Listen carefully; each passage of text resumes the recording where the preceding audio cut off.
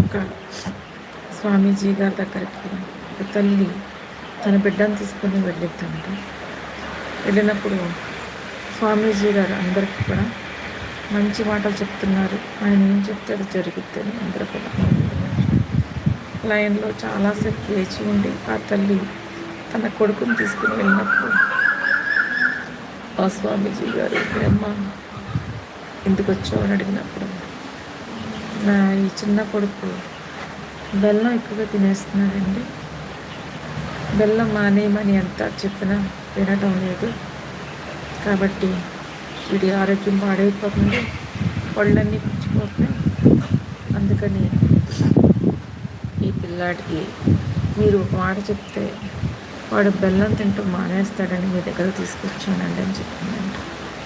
చెప్పినప్పుడు ఆ యొక్క గురువు గారు ఆ స్వామీజీ అన్నారంట, అమ్మ మరలా వారం తీసుకురా వెళ్ళిపో అన్నారు. ఏంటో గురువు గారు అందరికీ చెప్తున్నారు, కానీ నన్ను మాత్రం ఎంతో కష్టపడిస్తే మరలా వారం రమ్మంటున్నారని ఆమె వెళ్ళిపోయింది. మరలా వారం వచ్చింది. ఆమె తన కుమారుని తీసుకుని మళ్ళా గురువుగారి దగ్గరికి వచ్చింది.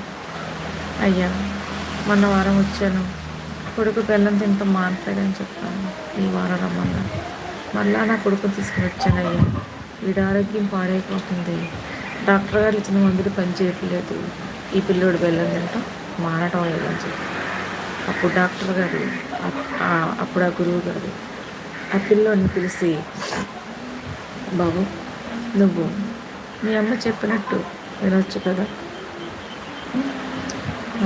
వినొచ్చు కదా, బెల్లం తింటూ మానే ఇక్కడి నుంచి అని చెప్పారంట. మానేసి చెప్తే వెంటనే ఆమె అన్నదంట, గురువుగారు ఈ మాట మొన్న వారం చెప్పుంటే సరిపోయేది కదా, దానికోసం మరలా మీరు వారం రోజులు టైం పెట్టారు అని ఆమె చెప్పిందంట.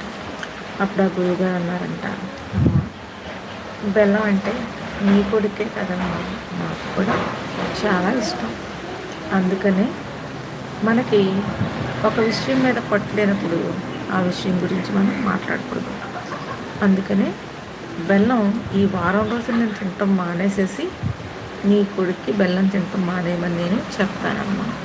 ఒకవేళ నేను కూడా బెల్లం తింటూ నీ కొడుకు ఆ మాట చెప్తే ఆ మాటకి అర్థం లేదు కదా అన్నారంట. అందుకనే మీకు నేను చెప్పేది ఏంటంటే ప్రతి ఒక్కరూ కూడా